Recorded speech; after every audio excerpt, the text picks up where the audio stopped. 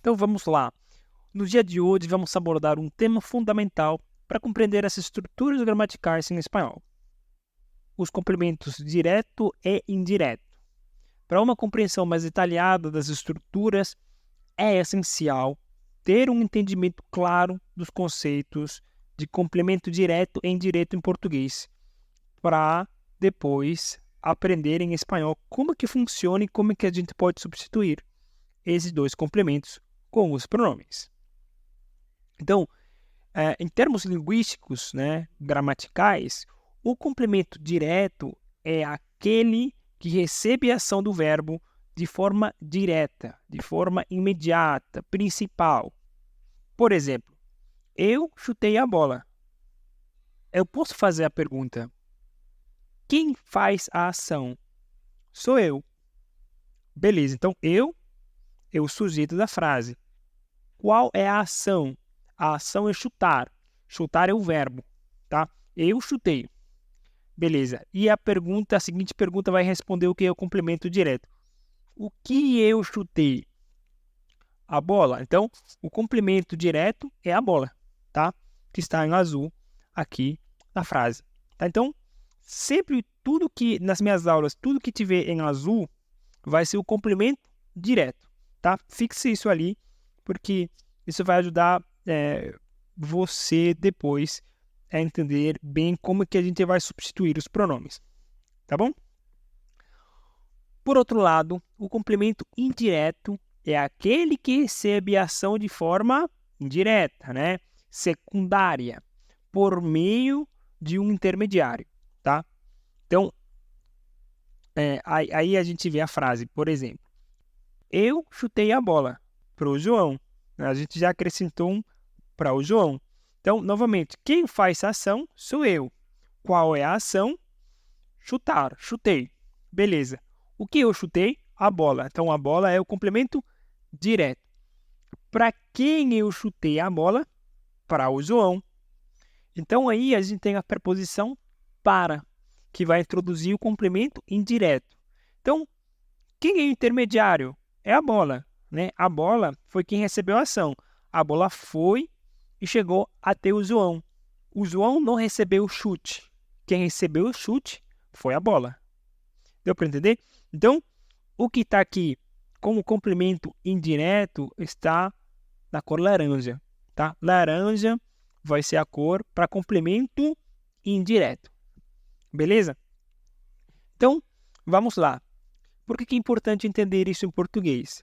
Porque na língua espanhola temos os mesmos elementos, E é comum substituir esses complementos direto e indireto por um pronome. Vamos dar uma olhada na mesma frase traduzida para o espanhol e depois com os complementos substituídos por dois pronomes. A frase em português seria assim, Eu chutei a bola para o João. Em espanhol seria: yo le pateé la pelota a Juan. Aí a gente tem, o complemento direto azul, la pelota, que é feminino, então a gente vai substituir pelo pronome la. E a Juan, que a gente tem na frase aí, é o complemento indireto, que é laranja, e eu le. Quando a gente substitui tanto la pelota quanto a Juan, esse le vai virar se. É por isso que na seguinte frase vemos os dois elementos antes do verbo. Primeiro, laranja, que é o complemento indireto, que antigamente era le, agora é se, e está substituindo quem? A Juan. E lá, que é a bola, No caso, la pelota. Tá? Então a frase ficaria: yo se la pateé. Yo se la pateé. Tudo isso quer dizer: eu chutei a bola para ele. Entendeu? Então, a gente não tem que falar novamente os complementos por extenso, Porque já dá para substituir com o pronome. Beleza? Então, alguém poderia questionar: isso significa que a pessoa sempre será o complemento indireto, ou seja, será o complemento que vai receber a ação de maneira secundária? Não necessariamente. Por quê? Porque eu poderia falar o seguinte: eu chutei o João. Quem realizou a ação? Eu sou o sujeito. Qual é a ação? Qual é o verbo? Chutar, né? Eu chutei o João. Então, o João recebeu o chute de maneira direta. Então, tá vendo aqui? João está em azul. Então, João está em azul, isso quer dizer que o complemento direto. Na frase anterior, eu chutei a bola. A bola é o complemento direto. Para o João, então para o João seria o complemento indireto, entendeu? Mas voltando para essa frase aqui, eu chutei o João. Ele recebeu a ação de maneira direta, tá? Em espanhol ficaria como? Yo pateé a Juan. Então, complemento direto é a Juan. A gente substitui pelo pronome lo e vai ficar como? Yo lo pateé. Yo lo pateé. Tá vendo? Isso é muito comum, tá? Substituir os pronomes assim em espanhol é muito comum.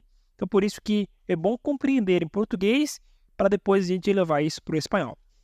Então, o estudo dos complementos direto e indireto é fundamental para uma análise aprofundada da estrutura gramatical do idioma, né? Tanto do espanhol quanto do português, do francês, do italiano, enfim. E entender a diferença entre esses dois complementos é essencial para uma interpretação precisa das frases. Se a gente não entende isso, não sabe quem faz, quem recebe, o que recebe, a gente não tem a capacidade de entender o que está acontecendo, e isso vai gerar uma confusão na nossa cabeça.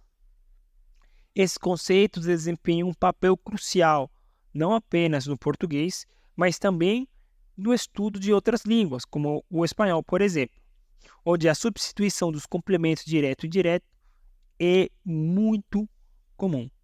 E digo mais, o estudo desses complementos contribui significativamente para o domínio da língua e para a eficácia da comunicação, especialmente no aprendizado do espanhol.